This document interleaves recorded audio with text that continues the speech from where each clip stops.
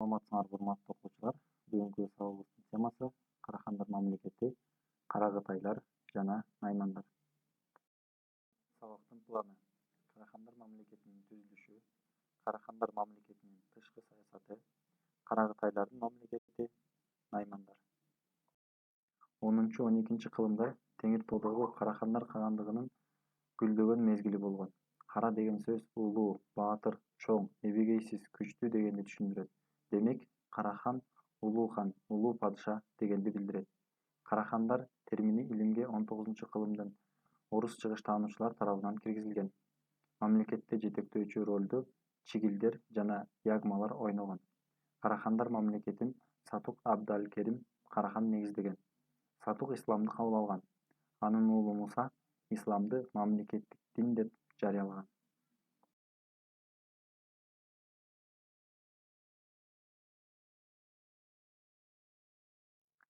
Сатук Абд-аль-Керим Карахандар мамлекетинин негиздөөчүсү болгон. Орто кылымдардагы тарыхчы Жамал ат-Каршы анын чоң атасы Карлук каганы Билге кул Кадырхан болгондугун жазган.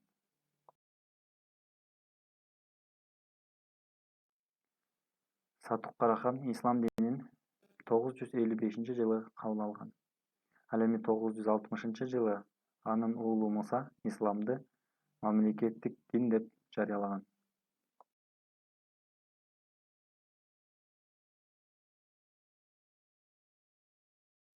Карахандар мамлекетинин борбору Чүй өрөөнүндөгү Баласагын шаары болгон.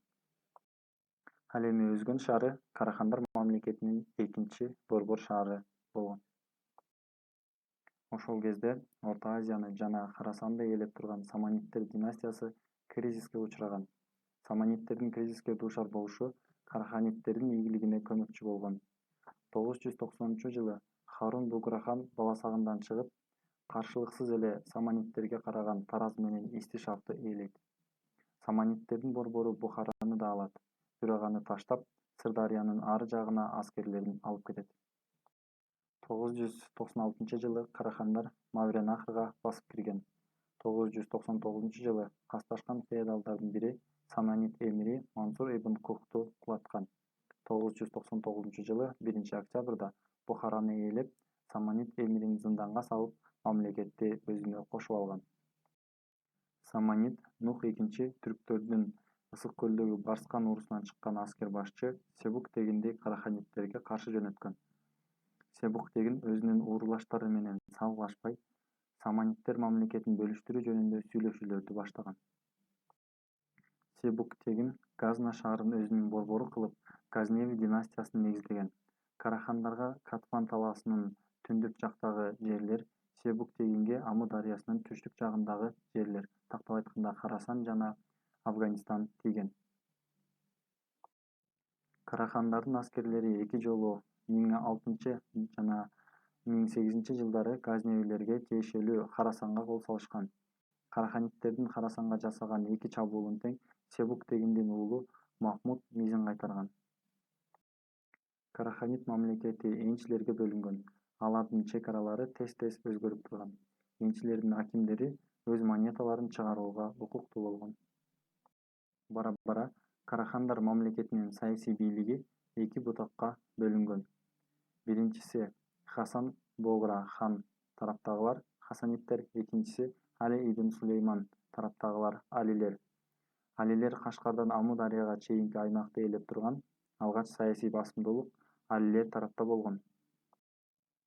11-кылымдын 40-жылдарында Али Ибрахим ибн Наср жогорулаган. Аскер топтоп 1008-жылы түндүк Тохарстанды ээлеп, Ибрахим Табгач Богра хан наамын алат. 1041-жылы Ибрахим айыгышкан күрөштөн кийин Мавренахрдан Али тегиндин урпактарын кууп чыгып, чоң атасынын жерине толук ээ болуп калган. Саясий тирешүүлөрдүн натыйжасында 1070-жылы Карахандар мамлекети чыгыш жана батыш кагандыктарга бөлүнүп кеткен. Батыш Карахандарынын борбор шаары Өзгөн болгон, ал эми чыгыш Карахандардын борбор шаары Баласагын болгон. 11-кылымдын аягы, 12-кылымдын башында Караханиттердин эки мамлекети тең кризиске дуушар болгон. Ибрахим хандын небереси Ахмад мамлекетти борборлоштурууга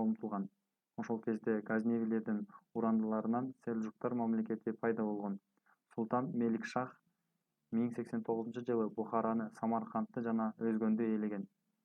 1102-жылы Баласагын менен таласты ээлеп турган чыгыш карахандардын бири Кадырхан Жебраил Мавренахрга жортуу жасап, Амударияга чейин жеткен.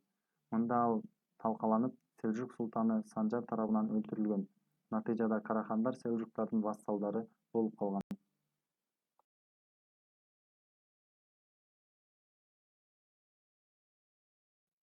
Кара Кытайлар мамлекети. Элүй Даши 1149-жылы Бытыранды Кытай качкындарын чогултуп, өзүн Гурхан деп жарыялаган. Ага 40 000ге жакын түтүн баш ийген. Мамлекети Кара Кытайлар хандыгы деп аталган. Орто кылымдар тарыхчысы Джувейни чыгыш карахандын алсызданып калганын мындай деп жазган. Баласагындын ханы өзүнүн начарлыгын жана алсыздыгын моюнга алып, Гурханга элчилерин жиберди. Каңгылдардын жана карлуктардын зөөкүрлүгүнө жана зомбулугуна даттанып, Гурхандын өз ордосуна келишин, өзүн бардык түшүктөрдөн куткарышын өтүндү. Өз мамлекетинин аймагындагы бүткүл бийликти ага өткөрүп бере тургандыгын билдирди. Гурхан Баласагынга жөнөп, падыша тактысына олтурду. Афрасияптын карахандардын урпактары хандык наамынан айрылды. Кара Кытай мамлекети Баласагынды өзүнүн борбору кылып, Си Ляо, Батыш Ляо мамлекетин негиздеген. Элүй Даши 1134-жылы мурда жоготкон Ляо империясын чурчендерден тартып алгысы келет. Енисей кыргыздарына чабуул жасап, кыргыздарды алсыраткан, бирок алар бир кылымдай согуш жүргүзүп, Кара Кытайга моюн сунган эмес. 1141-жылы сентябрда Самаркандтын түштүк-чыгышында Катван талаасында Кара Кытайлар Селжук Карахан аскерлерин талкалап, бат эле бүткүл Батыш Карахандар мамлекетин басып алган. Гурхан анын вассалдык көз карандылыгына канааттанып, аскерлерин Чүй өрөөнүнө алып кеткен. Хорезм державасы. 1158-жылы Хорезм Кара Кытайларга багынып берет. Хорезм шахы Гурханга алтын менен 30 000 динар салык төлөөгө милдеттенген. Кара Кытай мамлекетинин ички саясаты.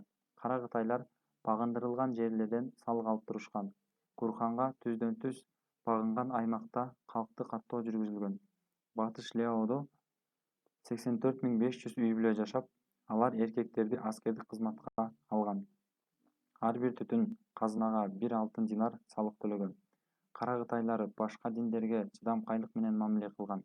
Алар буддизмге сыйынуу менен исламды кысымга алган эмес. Наймандар.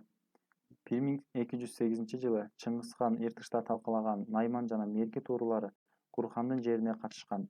Найман падышасынын уулу Кучлук Гурханга кызматка өтүп, өз элинин калдыктарын чогултат да Жети сууга орношот.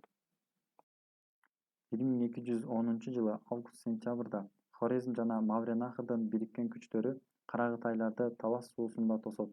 Аябай катуу салгылашуудан кийин эки армия тең артка чегинет. Кара Кытайлар Баласагынга жетип, шаар үчүн 16 күн кармашып, шаарга киришкен. Ал окуяны Жувейни мындайча сүрөттөгөн. Акыры Кытайлардын аскерлери шаарга киришти. Кылычтары менен кыя чаап эч кимди аяшпады. 3 күн 3 түн бою алар адамдарды өлтүрүштү. Өлтүрүлгөндөрдүн арасында 7000 кады барктуу, аттуу баштуу адамдар бар болчу. Гурхандын аскерлери олжого тунду. 1210-жылы Кучлук өзгөнгө кол салып, Гурхандын казынасын басып алып, 1 жылдан кийин Кара Кытайлардын падышасын колго түшүрүп, бийликти өз колуна алган. Чыгыш Түркстандын шаарлары 4 жылдан кийин Наймандарга багынган.